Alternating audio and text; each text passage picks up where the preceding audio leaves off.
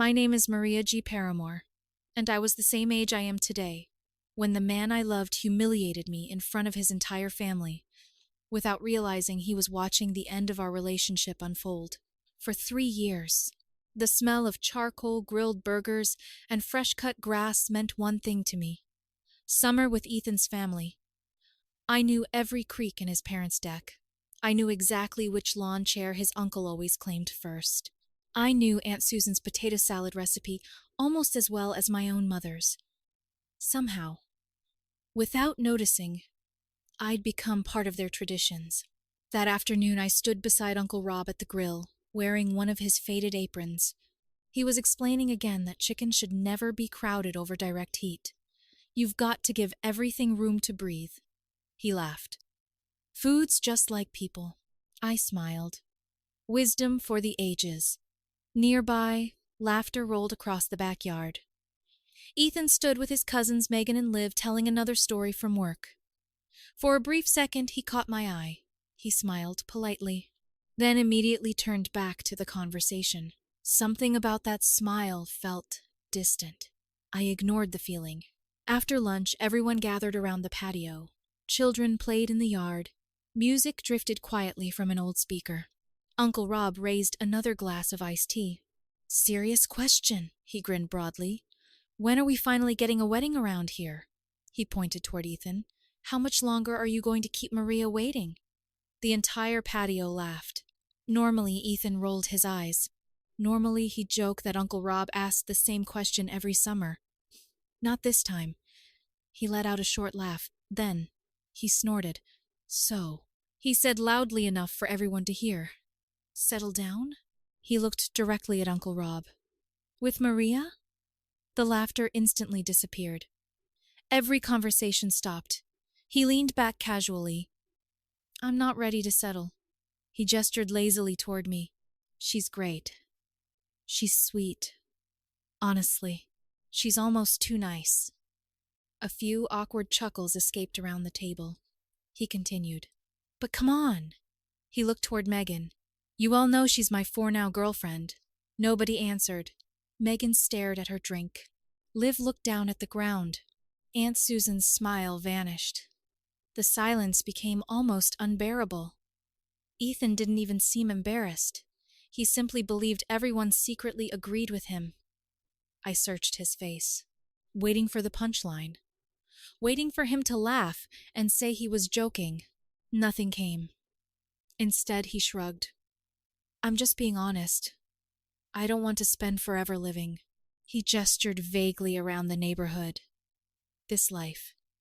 His hand swept across the grill, the patio, the quiet suburban street beyond the fence. And finally, toward me, something inside me became strangely calm. Not broken. Clear. I quietly walked over to Aunt Susan, held out my paper plate. Thank you. I smiled gently. Lunch was wonderful. She accepted the plate without speaking, her eyes already filling with tears. Then I turned toward Ethan. He looked almost confused, as though he still expected me to laugh. I nodded once. You're right.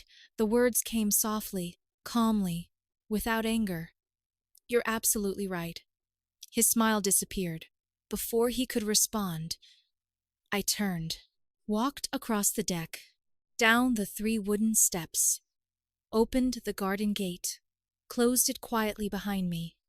I never looked back. The drive home felt almost unreal.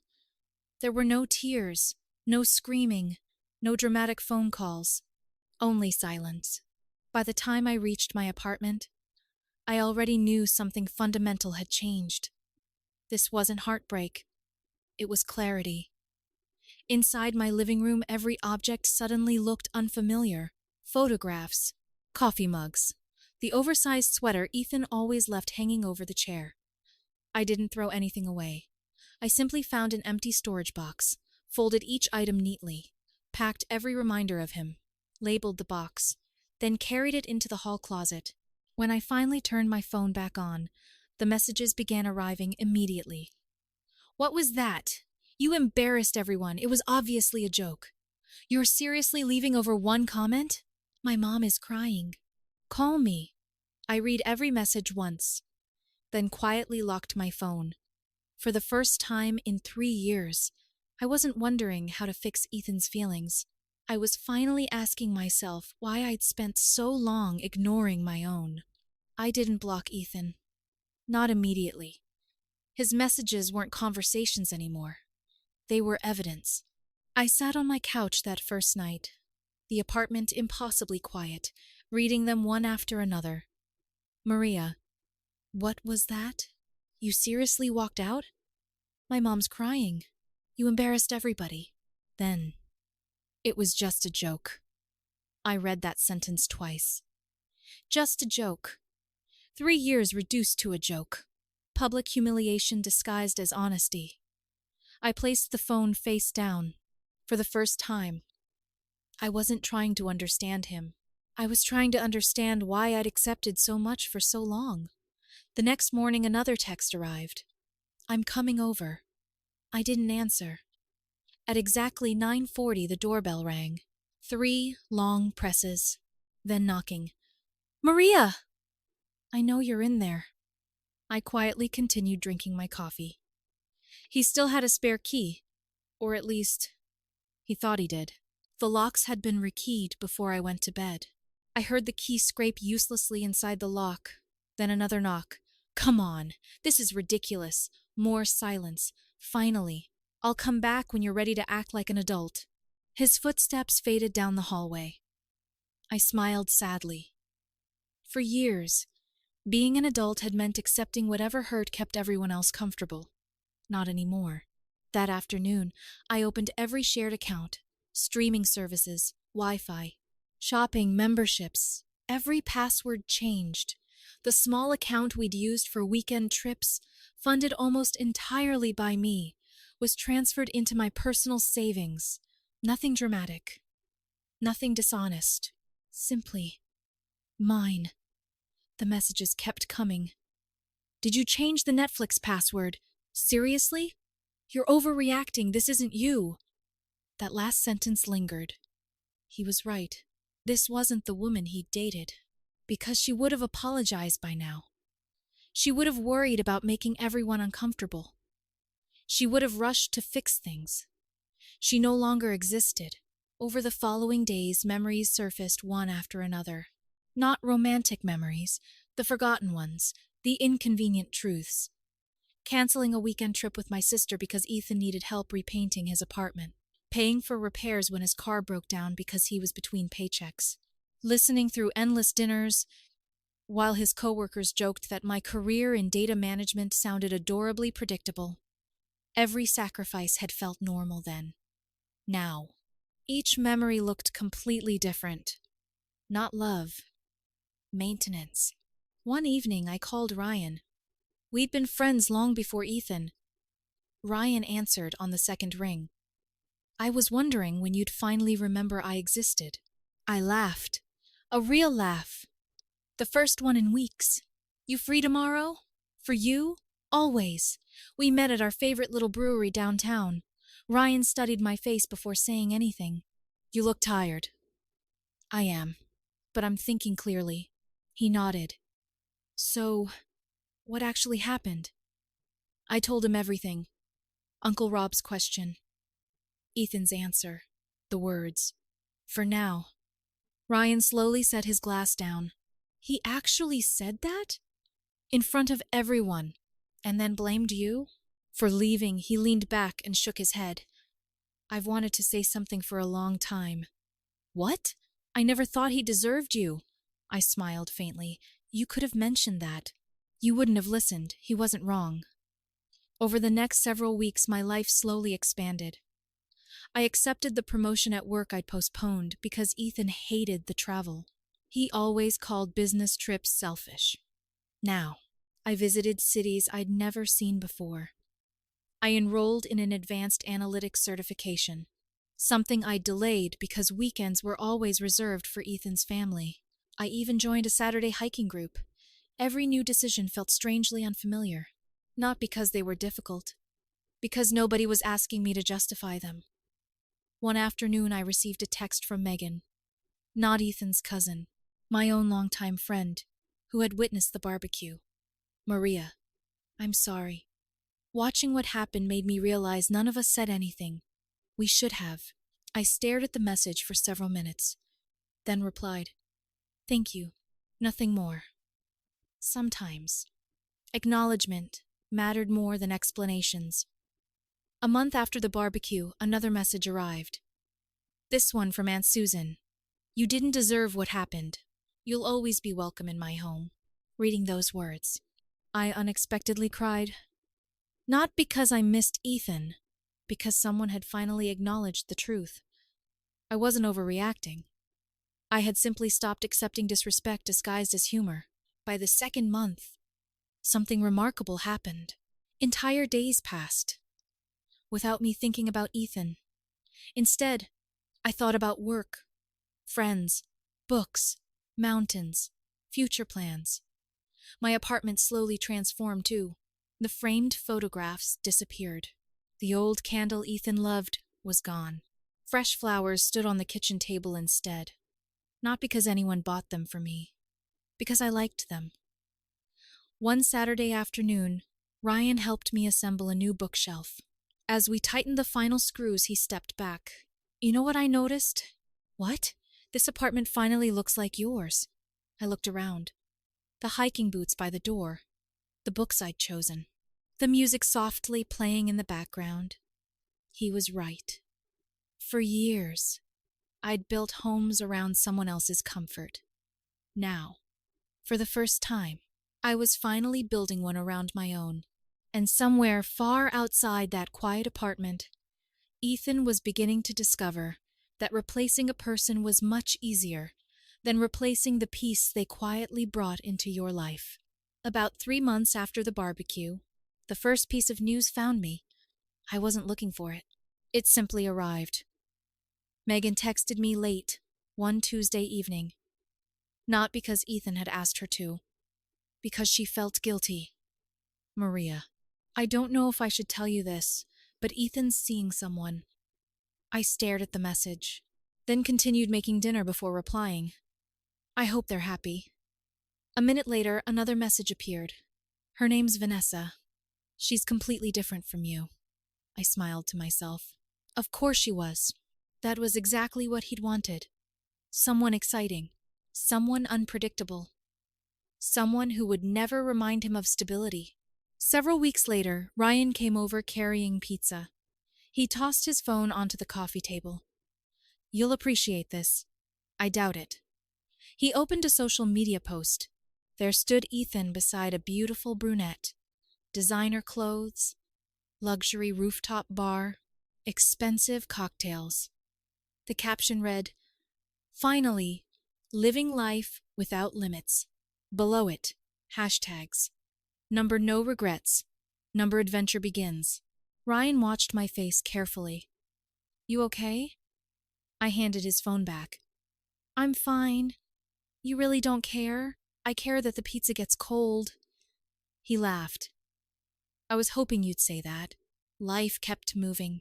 My certification classes became harder. Work became more exciting. I was promoted to lead analyst before the end of summer. Every achievement belonged entirely to me. No compromises. No permission. No guilt. Then, the updates changed. Megan texted again. Vanessa quit her job. Apparently, Ethan's paying for everything while she figures herself out. I simply replied, I hope things improve. 2 weeks later, another message. They're fighting constantly. Vanessa wants Ethan to move downtown. He can't afford it. Again. I wished them well. Nothing more. Ryan eventually stopped bringing me updates. Mostly because he realized they genuinely didn't interest me. You know, he said one evening, I've never seen someone move on this completely. I didn't move on. I answered thoughtfully. I moved forward. There is a difference. Autumn arrived. One Saturday morning, I received an unexpected phone call. Uncle Rob. For a moment, I considered letting it ring. Instead, I answered. Maria? His voice sounded older. I've been meaning to call. You don't owe me anything. I know. But I owe you. Silence settled between us. I'm sorry, he finally said. I asked that question. I gave him the stage. It wasn't your fault. It became his choice. I know. He sighed heavily. Susan still talks about you. She misses you. I miss her too. Another pause. Maria, I need to tell you something. I waited. Ethan isn't doing well. I didn't respond. Vanessa. She's bad news. He sounded genuinely troubled. She borrowed money from Susan, then from me. She convinced Ethan to invest in some online business. It disappeared. Now they're behind on rent. I quietly looked out my apartment window. Rain drifted across the street below. I'm sorry to hear that. I figured you'd say that, Rob replied softly. You're still kinder than most people. No, I corrected gently. I'm just no longer responsible. He laughed quietly. You've changed. I had to. Before hanging up, he said one final thing. Susan wanted me to tell you. Your potato salad still wins every family barbecue. For the first time, all day. I genuinely smiled. Several weeks later, another message arrived. This time from Aunt Susan herself. I never stopped thinking of you as family. Please don't let what happened make you believe everyone agreed with him. I read that message several times, then answered, Thank you. That means more than you know. Near the beginning of winter, the biggest update finally arrived. Not from Ethan. Not from his family. From Megan. Maria. Vanessa left. She emptied their savings before she disappeared. She blocked him everywhere. He's devastated. I quietly locked my phone. There was no celebration, no satisfaction, just a strange sense of symmetry. Months earlier, Ethan had chosen excitement over loyalty. Now, excitement had chosen someone else. That evening, Mom came over for dinner. She watched me cooking and finally asked, Have you heard about Ethan? I have. Aren't you angry? I shook my head. I was. But anger expires. What replaces it? She asked. I stirred the soup thoughtfully. Perspective. I don't need him to suffer for me to heal. She smiled softly. I'm proud of you. After dinner, I stood alone on the balcony. Snowflakes drifted quietly through the evening air. For months I'd wondered whether one day Ethan would realize what he'd thrown away. Now I knew. But strangely, his regret didn't change my peace, because healing had never depended on him understanding my value. It depended on me finally understanding it first, and somewhere, without realizing it. Ethan was about to begin trying to find the woman he'd once dismissed as merely good enough. The first message arrived just before Christmas. Unknown number. Maria. It's Ethan. Please don't block this one. I stared at the screen for several seconds before locking my phone. The message remained unread. Not because I wanted to punish him, because I'd already spent enough of my life making his emotions my responsibility. 2 days later, another text appeared. Vanessa left. She took everything. I deserve that. But there are things I need to tell you. I deleted it. Christmas came and went peacefully. My parents came over afterward for dessert. For the first holiday season in years, I wasn't anxiously checking whether someone else was happy. I simply was. January brought another attempt. This time, a voicemail. I listened while folding laundry. His voice sounded older somehow, less certain. Maria, I don't expect forgiveness. I don't even expect you to answer. I just need you to know. I understand now. I understand what I threw away. I paused the recording, not because his words affected me, because they sounded strangely familiar. They were almost identical to the speeches I'd imagined hearing months earlier. The difference was timing. Understanding only arrived after the consequences. I deleted the voicemail. Ryan noticed my mood that weekend during our hike. He's still trying? I nodded. Texts, voicemails. He'll eventually stop. I know. What if he doesn't? Ryan smiled. You already know the answer. He was right. My peace no longer depended on Ethan's decisions, only mine. Another month passed. The messages became less frequent. Then suddenly, they stopped. I assumed he had finally accepted reality. I was wrong. One rainy Thursday evening, I left the gym carrying my backpack over one shoulder. As I stepped beneath the parking garage awning, someone stood waiting, hands buried inside a dark coat, hair damp from the rain. Ethan. He looked thinner. The effortless confidence I'd once admired had disappeared. Instead, he looked tired, almost uncertain. When he saw me, he slowly stood. Maria. I didn't answer. I know you probably don't want to see me. You're right. He nodded once. I deserve that. Neither of us moved. Rain echoed softly against the concrete outside. I only want 5 minutes. No. The answer came easily, not cruelly. Simply, no. His shoulders dropped.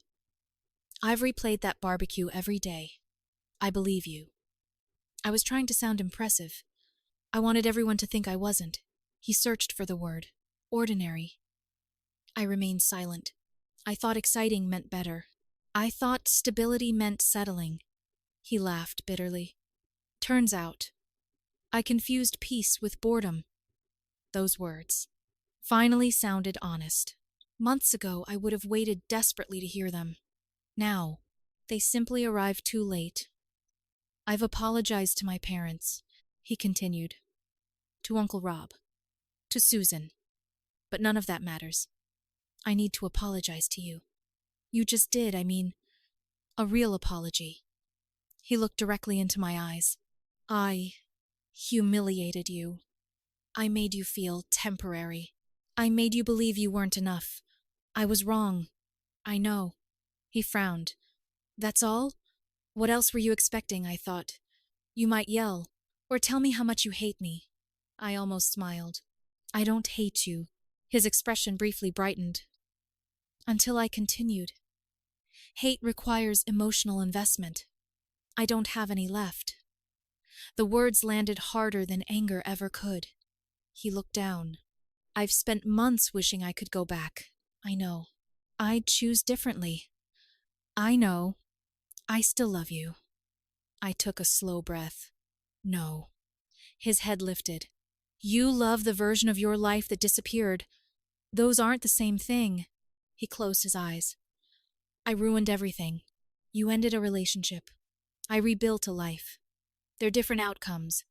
He looked around the parking garage, almost as though searching for another argument. There has to be something I can do. There isn't. Coffee? No. Dinner? No. Friends? I gently shook my head. You already made the decision about what role I'd have in your life. You just didn't expect me to accept it. He covered his face briefly. I've never regretted anything this much. I believe you. I wish I could take it back. You can't. Silence stretched between us. Finally, he whispered, So this is goodbye. I looked toward the rain falling beyond the garage entrance. It was goodbye the afternoon I handed your aunt my plate. I simply stopped speaking after that. His eyes filled with tears. Mine didn't. Not because I was stronger, because I'd already cried enough months earlier. I adjusted the strap of my backpack. I hope one day you find peace. I mean that. And you?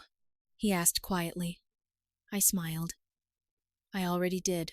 Without another word, I walked past him. He didn't try to stop me. Didn't call my name, didn't follow. For the first time, he finally understood that losing someone doesn't happen when they walk away. Sometimes. It happens long before that. The silence behind me told me everything I needed to know. The chapter wasn't ending anymore. It had already ended. I had simply been the only one who realized it. Spring arrived almost without me noticing. The days grew longer. The hiking trails filled with wildflowers.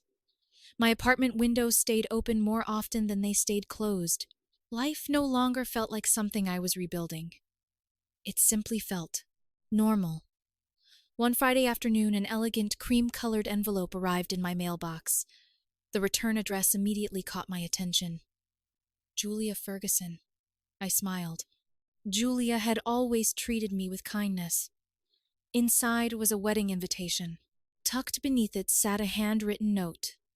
Maria, I know things are different now. No pressure at all. But I genuinely love to have you there. You were always kind to me, and that hasn't changed. I read the note twice, then called Ryan. You going? He asked. I think I should. For closure? I laughed softly. No, for Julia. The wedding took place exactly 1 year and 2 weeks after the barbecue. The venue overlooked a beautiful botanical garden. Everything felt peaceful. I wore a simple navy dress. Nothing extravagant. Nothing chosen to impress anyone. Just something that made me feel comfortable. Ryan accompanied me. Not as my boyfriend. Simply as one of my closest friends. He joked the entire drive. My official assignment today? What? Eat cake and make sure nobody starts crying. I smiled. I appreciate your commitment. The ceremony itself was beautiful, simple, honest, exactly the kind of wedding I used to dream about. Afterward, we moved into the reception hall. Music floated through the warm evening air. Families laughed together. Children danced without rhythm. Across the garden, I noticed the Ferguson family. Uncle Rob spotted me first. He smiled warmly and raised his glass. I returned the gesture. Aunt Susan walked over a few minutes later. Without saying anything, she simply hugged me. I'm so happy you came. So am I. She squeezed my hand. You look happy. I am. I can see that. For the first time, there was no sadness between us, only affection. Then I saw Ethan, standing alone near the edge of the dance floor. No Vanessa. No crowd. No confidence. He looked older than a single year should have allowed. When our eyes met, he hesitated, then slowly walked toward me. Ryan quietly excused himself. I'll rescue the dessert table. I laughed. Hero. When Ethan stopped a few feet away, neither of us spoke immediately. Finally, you came, he said, quietly. Julia invited me. I'm glad. I am too. Silence settled comfortably between us. Not awkward, just finished. You look different, he finally said. I probably am. He nodded. I've spent a long time thinking about everything. I imagine you have. I wanted to tell you. I finally understand. I smiled gently. I'm glad. No, you don't understand. I mean, I understand what I destroyed. I looked toward the dance floor where Julia and her new husband were laughing together. I hope that helps you move forward. He stared at me. You really don't hate me. No, I don't. I don't deserve that. This isn't about deserving. It's about healing. He swallowed. I keep thinking, if I hadn't said those words, if I hadn't embarrassed you, if I hadn't chased something exciting. I quietly shook my head. Ethan, you keep telling the story as though everything changed because you met someone else. He frowned. It didn't? No. Everything changed because you believed respect was optional. Those words settled heavily between us. He looked away. I've changed. I believe you. His face brightened slightly. Until I continued. But I didn't. Confusion crossed his face. What? I didn't stay the woman who accepted being someone's temporary choice. He stood perfectly still. I kept thinking. You became stronger. Because of what happened. I smiled kindly. No, I became stronger because I chose to stop living inside someone else's opinion. He looked around the reception hall. I still think about you. I know. I'll probably always regret it. That's something you'll have to carry. He nodded slowly. I suppose it is. For a long moment, neither of us spoke. Then he asked one final question. Will you ever think of me differently? I considered the answer carefully. When I remember you, I don't remember the barbecue anymore. His eyes widened slightly. I remember the lesson. What lesson? That the right person never has to convince someone they're enough. His shoulders slowly relaxed. I wish I'd understood that sooner. So do I. Music swelled from the dance floor. Ryan appeared carrying 2 slices of cake. I found the chocolate. He announced proudly. I laughed. Excellent work.